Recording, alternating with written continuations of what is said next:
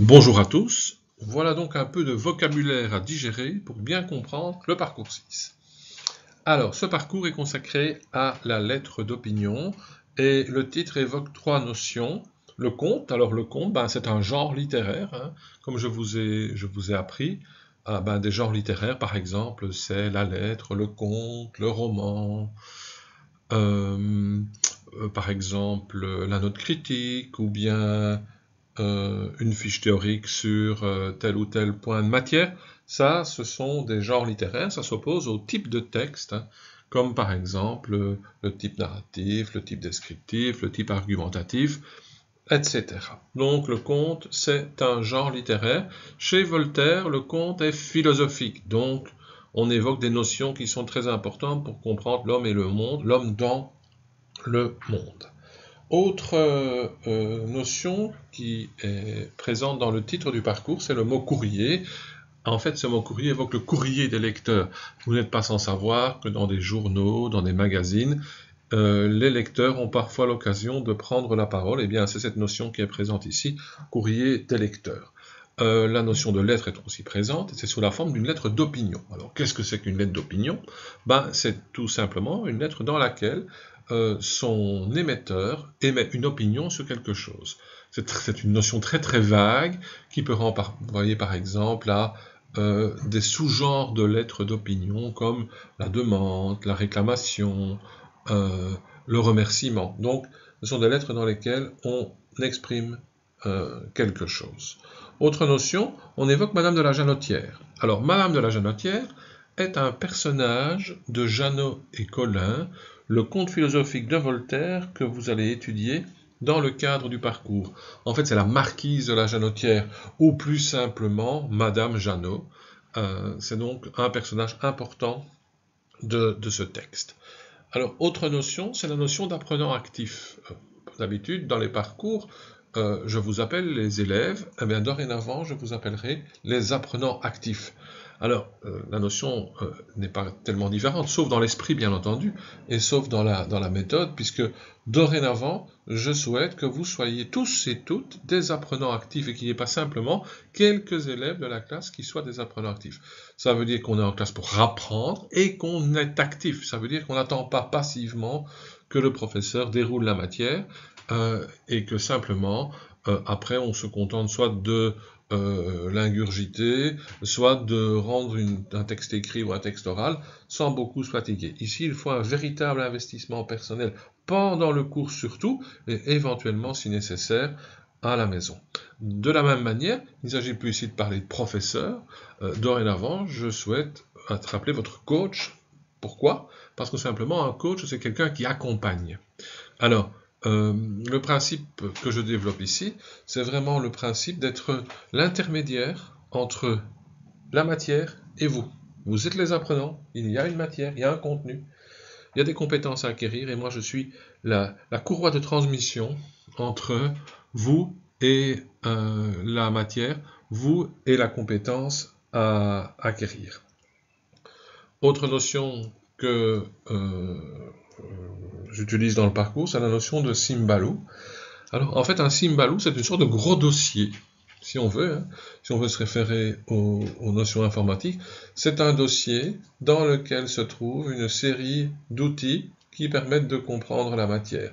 Alors, c'est présenté évidemment d'une façon beaucoup plus ludique que ce qu'on a dans un dossier Word, par exemple. Dans ce dossier, il y a moyen directement de voir tous les éléments qui sont présents, etc. Les éléments peuvent être classés dans un certain ordre. C'est donc ce qu'on appelle un Simbalou. Il est présenté dans le document outil internet que je vous ai mis également dans le Simbalou. Le mint mapping, alors qu'est-ce donc un mint mapping? C'est en fait une sorte de schéma dans lequel vous présentez quelque chose. Vous pouvez présenter par exemple un schéma tactique en football, ou bien vous pouvez présenter le plan d'un cours. Vous pouvez présenter toutes les notions importantes d'une matière, etc. Donc il y a plein de possibilités et aussi plein d'expressions du min-petting. Donc en fonction de votre personnalité, en fonction de votre intelligence, en fonction de votre mémoire, il existe des tas de manières d'exprimer les mêmes idées, avec les mêmes relations entre les idées, etc. C'est donc un outil qui me semble... Désolé, petite fausse manœuvre, ça fait partie des risques du métier. Donc j'étais en train de vous parler du Ming Mapping. Je ne sais pas très bien où la vidéo s'est arrêtée, donc je continue mon idée là-dessus. Le Ming Mapping, c'est donc un schéma qui vous permet d'exprimer des relations entre des idées, etc. Donc ça peut servir à faire le plan d'un parcours, à faire le plan d'un texte, à faire un brainstorming sur tel ou tel sujet. C'est donc un outil assez intéressant qui permet de dégager les idées essentielles des idées accessoires. Et il existe 36 000 manières de présenter les mêmes idées en fonction de votre intelligence, en fonction de votre mémoire, en fonction de votre manière de travailler. Donc c'est un outil que je vous conseille vivement et que vous aurez l'occasion de travailler. Le journal de bord, alors en fait le journal de bord c'est une sorte de journal de classe que je vous invite ou que je vous impose plutôt à rédiger, dans lequel vous allez me décrire, mais de façon relativement modeste, ce que vous faites durant chaque cours. Donc il ne s'agit pas, évidemment, de glander, il ne s'agit pas de ne rien faire, et ce que vous ferez également à la maison. Donc si vous avez consacré 1 heure au cours de français à écouter 3 vidéos, ben, vous mettez que vous avez consacré 1 heure à écouter 3 vidéos.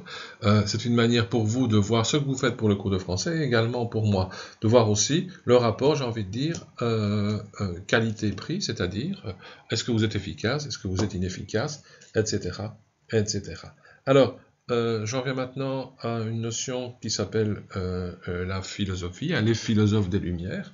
Donc, nous sommes ici dans le siècle des Lumières avec Voltaire, c'est le XVIIIe siècle, et donc on considère que les grands écrivains de ce XVIIIe siècle sont des philosophes, c'est-à-dire ce sont des gens qui pensent la société de leur époque, ce sont des gens qui pensent l'homme dans le monde, qui pensent le monde.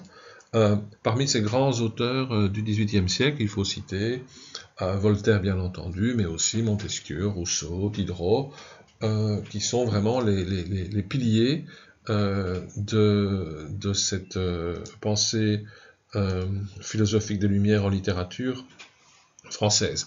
Alors, tant que j'y suis, je vous trace un rapide tableau des grands courants littéraires de la littérature française que nous travaillons dans le cadre du cours de français. Donc, si on oublie le Moyen-Âge qui n'est pas considéré par les autorités comme quelque chose d'important, on commence avec le XVIe siècle, la Renaissance, l'humanisme. Et puis fin 16e, début 17e, on passe au baroque.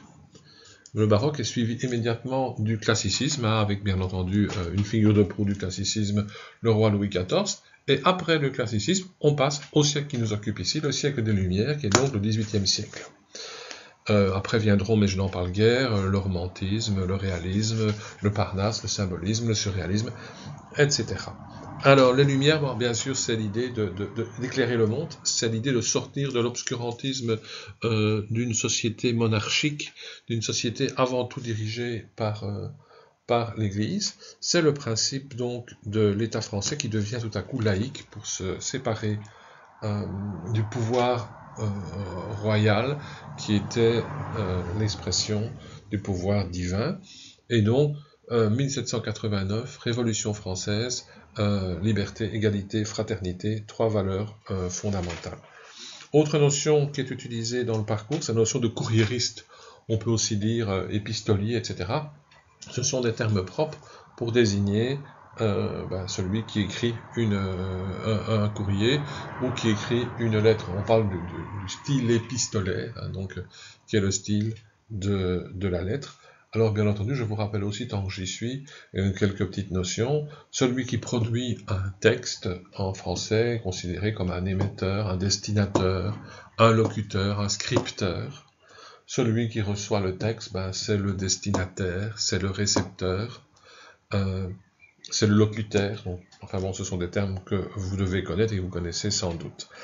Autre notion, la notion d'argument.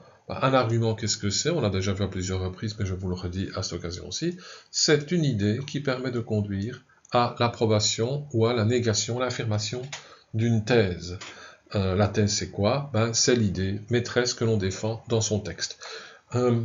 Le thème d'un texte, ce n'est pas la même chose que la thèse. La thèse, c'est l'idée que l'on défend. Le thème, c'est le sujet dont on parle. Imaginons par exemple que vous parliez voilà, des renards.